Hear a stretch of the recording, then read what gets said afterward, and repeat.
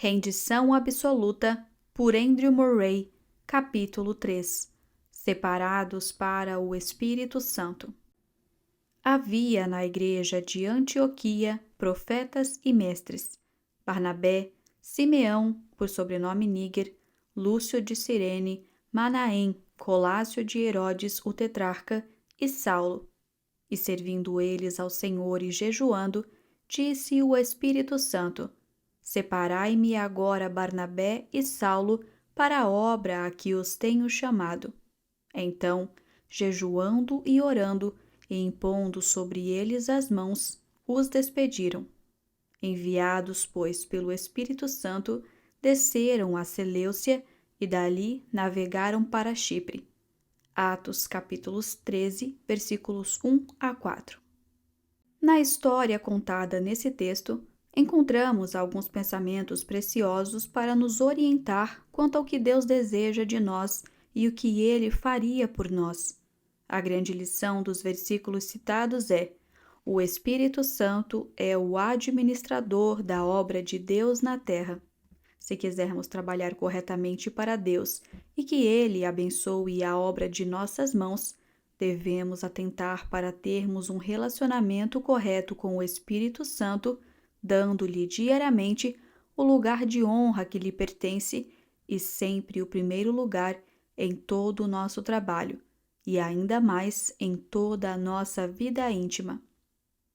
Permita-me destacar para você alguns dos preciosos pensamentos que a passagem sugere. Primeiro, vemos que Deus tem seus próprios planos no tocante ao seu reino. Sua igreja na Antioquia havia sido estabelecida. Deus tinha certos planos e intenções em relação à Ásia e à Europa. Ele concebera esses planos, eles eram seus, e ele os tornou conhecidos aos seus servos. Nosso grande comandante organiza todas as campanhas e seus generais e soldados nem sempre conhecem os grandes planos. Frequentemente, recebem ordens seladas e têm de esperar nele pelo que ele lhes dá como ordens.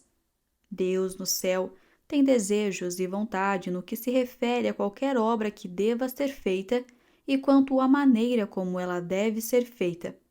Bem-aventurado o homem que vem a conhecer os segredos de Deus e age sob a direção do Senhor.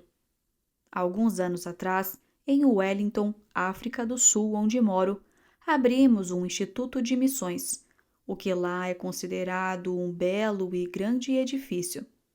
Em nossos cultos inaugurais, o diretor disse algo que nunca esqueci. Ele observou: ano passado, nos reunimos aqui para lançar a pedra fundamental. O que havia então para ser visto? Nada além de entulho, pedras, tijolos e escombros de uma antiga construção que tinha sido demolida. Ali colocamos a pedra fundamental, e muito poucos sabiam que edifício seria erguido. Ninguém sabia perfeitamente em todos os detalhes, exceto um homem, o arquiteto. Em sua mente, tudo estava claro e, quando o empreiteiro, o pedreiro e o carpinteiro chegaram para trabalhar, receberam as ordens dele. O mais humilde dos trabalhadores tinha de segui-las. A estrutura foi levantada e o belo edifício foi concluído.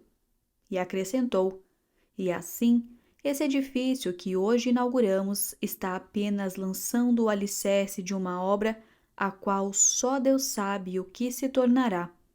Porém, Deus tem os seus obreiros e seus planos claramente traçados, e a nossa posição é esperar para que Deus nos comunique a sua vontade o tanto quanto for necessário a cada momento. Nós temos simplesmente que ser fiéis na obediência, cumprindo as suas ordens. Deus tem um plano para a sua igreja na terra. Infelizmente, porém, frequentemente fazemos o nosso próprio plano e pensamos que sabemos o que deve ser feito. Começamos pedindo a Deus que abençoe os nossos débeis esforços, em vez de nos recusarmos totalmente a seguir em frente se Ele não for adiante de nós. Deus planejou a obra e a extensão do seu reino. Essa obra foi dada ao Espírito Santo, a obra a que os tenho chamado. Portanto, que Deus ajude todos nós a temermos tocar a arca de Deus, exceto quando formos guiados pelo Espírito Santo. O segundo pensamento é: Deus deseja e é capaz de revelar aos seus servos a sua vontade. Sim, bendito seja Deus, pois ainda vêm comunicações dos céus. Como lemos aqui o que o Espírito Santo disse, o Espírito Santo ainda falará à sua igreja e ao seu povo. Nestes últimos dias, ele tem feito isso com frequência. Ele veio a homens individualmente e, por seu divino ensino, os enviou para campos de trabalho que outros não poderiam, a princípio, compreender ou aprovar, a caminhos e métodos que não os recomendariam à maioria das pessoas. Porém, ainda em nosso tempo, o Espírito Santo o ensina ao seu povo. Graças a Deus, em nossas sociedades missionárias estrangeiras, em nossas missões domiciliares e em 1000 formas de trabalho, a direção do Espírito Santo é conhecida. Mas penso que estamos todos prontos para confessar, demasiadamente pouco conhecida. Nós não aprendemos a esperar suficientemente nele. Por isso, devemos fazer uma declaração solene diante de Deus. Ó Deus, nós queremos esperar mais para que Tu nos mostres a Tua vontade. Não peça a Deus apenas poder. Muitos cristãos têm seu próprio plano de trabalho, mas é preciso que Ele envie o poder. O homem trabalha segundo a sua própria vontade e é preciso que Deus conceda a graça, a única razão pela qual, frequentemente, Deus concede tão pouca graça e tão pouco sucesso. Porém, tomemos todo o nosso lugar diante de Deus e digamos: a força de Deus não será negada ao que é feito conforme a sua vontade. O que é realizado de acordo com a vontade de Deus precisa ter a poderosa bênção do Senhor. Assim, que o nosso primeiro desejo seja a revelação da vontade de Deus. Se você me perguntar: é fácil receber essas comunicações do céu e entendê-las? Poderei lhe responder: é fácil para quem está em comunhão adequada com o céu e compreende a arte de esperar em Deus em oração. Quão frequentemente perguntamos: como uma pessoa pode conhecer a vontade de Deus? E, quando estão perplexas, as pessoas desejam orar de maneira muito fervorosa para que Deus lhes responda imediatamente. Porém, Deus só pode revelar a sua vontade a um coração humilde, terno e vazio de si. Deus só pode revelar a sua vontade em perplexidades e dificuldades especiais a um coração que aprendeu a obedecer-lhe e a honrá-lo lealmente em pequenas coisas e na vida cotidiana. Isso me leva ao terceiro pensamento. Observe o intuito para o qual o Espírito revela a vontade de Deus. O que lemos aqui? Havia vários homens ministrando ao Senhor e jejuando, e o Espírito Santo veio e falou a eles. Algumas pessoas entendem essa passagem praticamente do mesmo modo como entenderiam com referências a um comitê missionário atual. Vemos que há um campo aberto, tivemos nossas missões em outros campos e vamos entrar nesse campo. Já praticamente estabelecemos isso e oramos a respeito. Porém, a situação era muito diferente naqueles tempos. Duvido que algum deles pensasse na Europa, porque mais tarde, até o próprio Paulo tentou voltar para a Ásia, até que uma visão durante a noite o chamou à vontade de Deus. Observe aqueles homens. Deus havia feito maravilhas. Ele havia estendido a igreja até Antioquia e concedido uma grande e rica bênção. Agora, ali estavam eles ministrando o Senhor, servindo-o com oração e jejum. Que profunda convicção eles tinham! Tudo precisa vir diretamente do céu. Nós estamos em comunhão com o Senhor ressurreto. Precisamos ter uma união íntima com Ele e, de algum modo, Ele nos fará saber o que Ele deseja. E lá estavam eles, vazios, ignorantes, desamparados, contentes e alegres, mas profundamente humilhados. Pareciam dizer: Nós somos teus servos e, em jejum e oração, esperamos em ti. Qual é a tua vontade para nós? Não aconteceu o mesmo com Pedro? Ele estava no eirado jejuando e orando, e pouco entendeu da visão e da ordem de ir a Cesareia. Ele não sabia qual poderia ser a sua obra. É em corações totalmente rendidos ao Senhor Jesus, em corações que se separam do mundo e até mesmo de atuações religiosas comuns e se esquecem de si em intensa oração para olhar para o seu Senhor, que a vontade celestial de Deus será manifesta. Você sabe que a palavra jejuando ocorre uma segunda vez no texto, jejuando e orando. Quando você ora, você ama entrar no seu quarto, segundo a ordem de Jesus, e fechar a porta. Você deixa do lado de fora negócios, companhia, prazeres e qualquer coisa que possa distraí-lo e deseja ficar a sós com Deus. No entanto, de certa maneira, até mesmo o mundo material segue você até lá. Você precisa comer. Aqueles homens queriam se excluir das influências do material e do invisível e jejuaram. O que eles comeram foi simplesmente o suficiente para suprir as necessidades da natureza e, na veemência de sua alma, eles pensaram em expressar o seu abandono de tudo na terra por meio do jejum diante de Deus. Oh, que Deus nos dê essa intensidade de desejo, essa separação de tudo, por querermos esperar nele, para que o Espírito Santo revele a nós a bendita vontade do Senhor. O quarto pensamento é: qual é agora a vontade de Deus revelada pelo Espírito Santo? Ela está contida em uma frase: separação para o Espírito Santo. Essa é a tônica da mensagem do céu. Separai-me agora Barnabé e Saulo para a obra a que os tenho chamado. A obra é minha, eu me importo com ela. Escolhi esses homens e os chamei, e quero que vocês, que representam a Igreja de Cristo na terra, separem-nos para mim. Observe essa mensagem celestial em seu duplo aspecto. Os homens deveriam ser separados para o Espírito Santo. A Igreja deveria fazer essa obra de separação. O Espírito Santo poderia confiar que aqueles homens o fariam com a disposição correta. Ali estavam eles, permanecendo em comunhão com o Eterno, e o Espírito Santo podia lhes dizer: façam a obra de separar estes homens. Aqueles eram os homens que o Espírito Santo havia preparado, e a respeito deles, ele podia dizer: separem-nos para mim.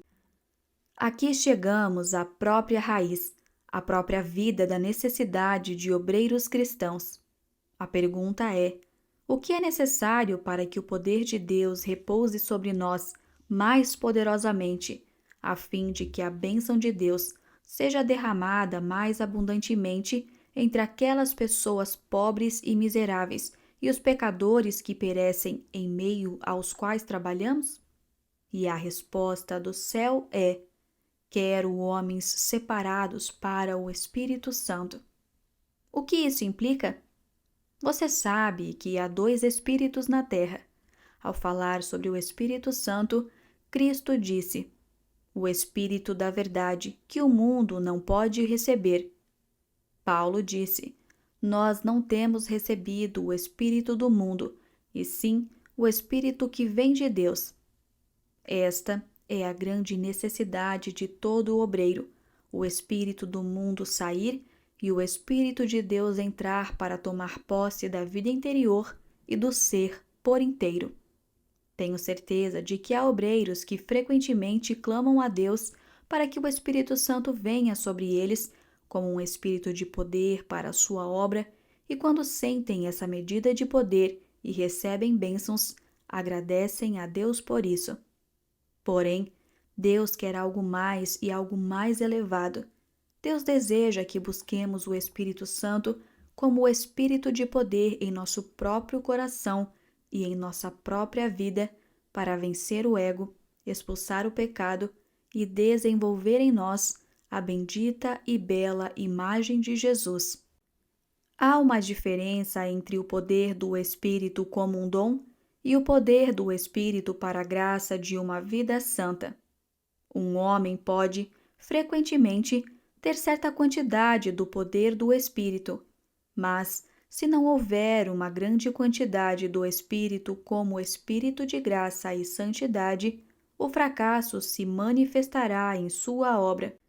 Ele pode ser tornado o meio de conversão, mas nunca ajudará as pessoas a prosseguirem para um padrão mais elevado de vida espiritual, e quando ele morrer, grande parte de sua obra poderá também desaparecer. Porém, um homem separado para o Espírito Santo se rende a dizer: Pai, que o Espírito Santo tenha pleno domínio sobre mim, em minha casa, em meu temperamento, em toda palavra de minha língua, em todo pensamento do meu coração, em todo sentimento por meu próximo. Que o Espírito Santo tenha posse total. É isso que tem sido o anseio e a aliança do seu coração com o seu Deus, ser um homem ou uma mulher separado e entregue ao Espírito Santo? Oro para que você ouça a voz do céu. Separei-me, disse o Espírito Santo.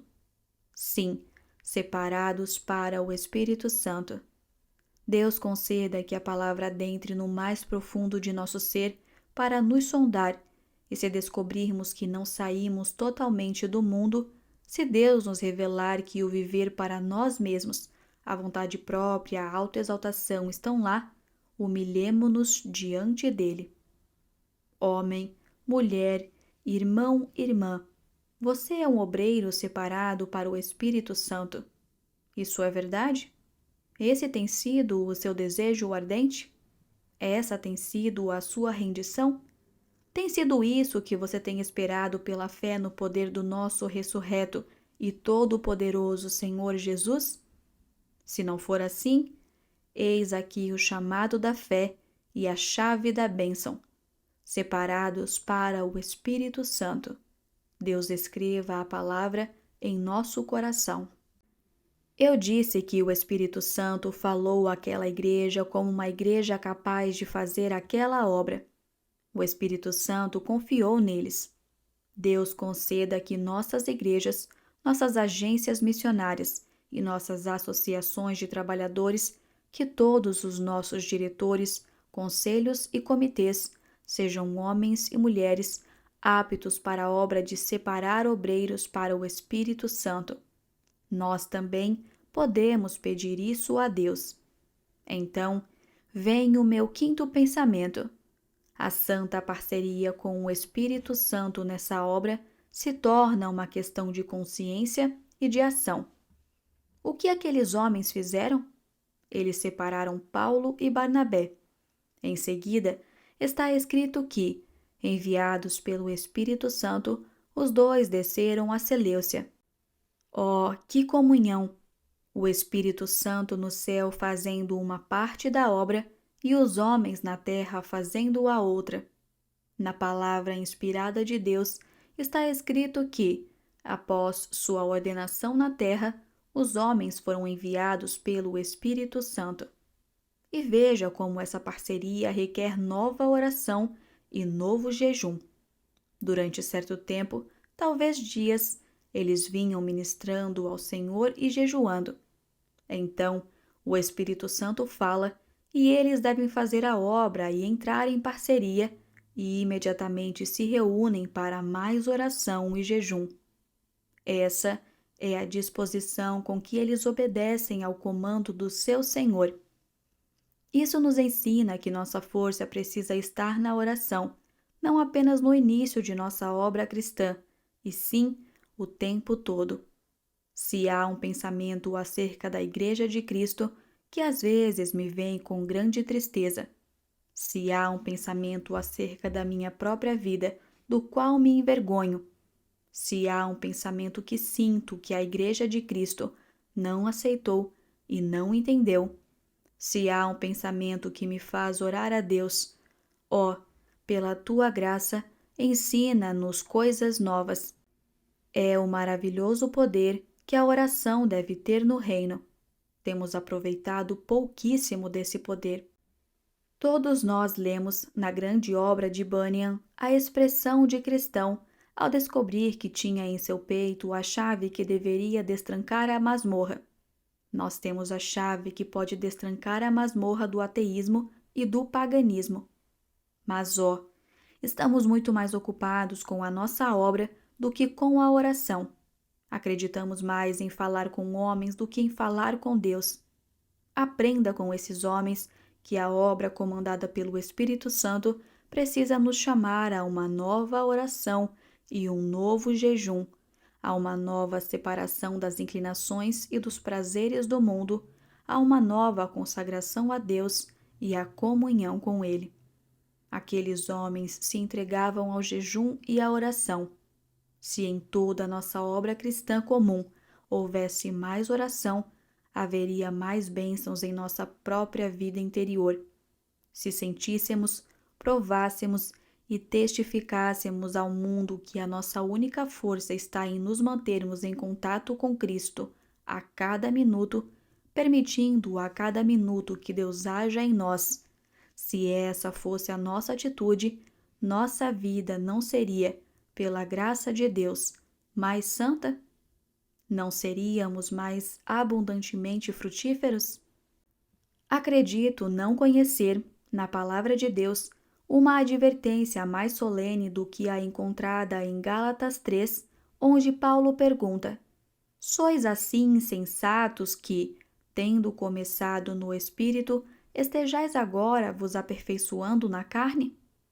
Você entende o que isso significa? Um perigo terrível à obra cristã, assim como para uma pessoa que começa a vida cristã com muita oração, iniciada no Espírito Santo, pois ela pode ser gradualmente desviada para as rotas da carne. Logo vem a palavra, tendo começado no Espírito, está agora se aperfeiçoando na carne? No tempo de nossa primeira perplexidade e desamparo, oramos muito a Deus. Ele respondeu e abençoou, e nossa organização foi aperfeiçoada e nosso grupo de obreiros cresceu. Porém, gradualmente, a organização, a obra e a pressa se apoderaram tanto de nós que o poder do Espírito, no qual começamos quando éramos um pequeno grupo, quase se perdeu. Oh, eu imploro a você, preste atenção. Foi com nova oração e novo jejum, com mais oração e jejum, que aquele grupo de discípulos cumpriu a ordem do Espírito Santo. Somente em Deus, ó minha alma, espera. Essa é a nossa obra mais elevada e mais importante. O Espírito Santo vem em resposta à oração de fé. Você sabe que, quando o exaltado Jesus subiu ao trono, durante 10 dias, o escabelo do trono foi o lugar onde os discípulos que esperavam clamaram a ele. E essa é a lei do reino, o rei no trono, os servos no escabelo. Que Deus nos encontre lá incessantemente. Então, vem o último pensamento. Que bênção maravilhosa se estabelece quando o Espírito Santo tem permissão para liderar e administrar a obra, e quando ela é realizada em obediência a Ele. Você conhece a história da missão a que Barnabé e Saulo foram enviados. Você sabe quanto poder havia com eles. O Espírito Santo os enviou, e eles foram de lugar em lugar com grandes bênçãos. O Espírito Santo prosseguiu sendo o líder deles. Você lembra que foi o Espírito que impediu Paulo de voltar à Ásia e o levou para a Europa? Oh, Quanta bênção repousava sobre aquele pequeno grupo de homens e sobre seu ministério ao Senhor. Imploro que aprendamos a crer que Deus tem uma bênção para nós. O Espírito Santo, em cujas mãos Deus colocou a obra, foi chamado de o Executivo da Santíssima Trindade. O Espírito Santo não tem somente poder, mas também o espírito de amor. Ele está pairando sobre este mundo escuro e toda a esfera de trabalho que nele há, e está desejoso por abençoar. Então, por que não há mais bênçãos? Só pode haver uma resposta. Não temos honrado o Espírito Santo como deveríamos. Alguém pode dizer que isso não é verdade? Todo o coração sensato não está pronto a clamar: Deus, perdoa-me por não haver honrado o Espírito Santo como deveria, por havê-lo magoado, por haver permitido que o ego, a carne e a minha própria vontade operassem onde o Espírito Santo deveria ter sido honrado. Que Deus me perdoe por haver permitido que o ego, a carne e a vontade tomassem o lugar que Deus queria que o Espírito Santo ocupasse. Oh, o pecado é maior do que sabemos. Não é de admirar que haja tanta fraqueza e fracasso na Igreja de Cristo.